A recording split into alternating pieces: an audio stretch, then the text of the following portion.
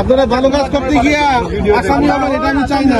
লাউতা ইউনিয়নের 12 গ্রাম বাজারের প্রথমে ধন্যবাদ জানাচ্ছি। আমি বারবার আমার এই এলাকাবাসীদের বারবার আমি আশা করে বলি যে পুলিশের পক্ষে একার পক্ষে কোনো অপরাধ নিয়ন্ত্রণ করা সম্ভব নয়। তাহলে কি করা উচিত? আপনাদের এলাকার জনগণের সহযোগিতা ছাড়া কোনো কিছু নিয়ন্ত্রণ করা সম্ভব নয়। মাদক বলেন, চোরাচালান বলেন, যে কোনো বিষয়ে আপনার এলাকার জনগণের সহযোগিতা ছাড়া কোনো কিছু আমরা একার পক্ষে সম্ভব নয়। আজকে যে আপনারা কাজটা করেছেন, যে অবৈধ মালামাল যে পাচারের সময় আপনারা আগ্রহ করে যে এটা আপনারা আটক করেছেন, এই জন্য আমাদের বিআইনিবাজার থানার পক্ষ থেকে ধন্যবাদ জানাচ্ছি।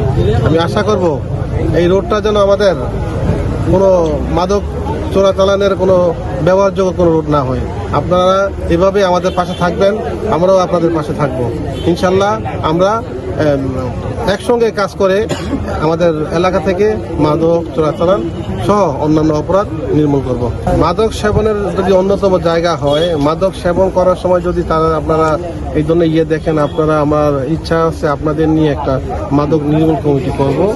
যেটা আমার তো বেশি দিন হয়নি, আমি আস্তে আস্তে আপনাদের বিশেষ করে যুব সমাজ, আর শুধু যুব সমাজ না, এলাকার যারা গণ্যমান্য ব্যক্তিবর্গ আছে, যারা ইচ্ছা করে মন থেকে চায় যে আমার এলাকায় আমার ছেলে মেয়ে মাদককে নষ্ট না হবে, যদি চায় তাহলে অবশ্যই আমরা এটা পারবো।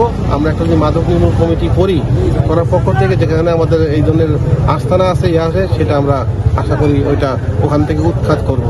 আর এই বিভিন্নভাবে আইনি প্রক্রিয়া আছে, সেটার মাধ্যমে ওদের সাজার ব্যবস্থা করবো। আমার নাম্বার তো সবার কাছেই আছে, ওসি নাম্বার তো সবার কাছেই আছে, তাই না?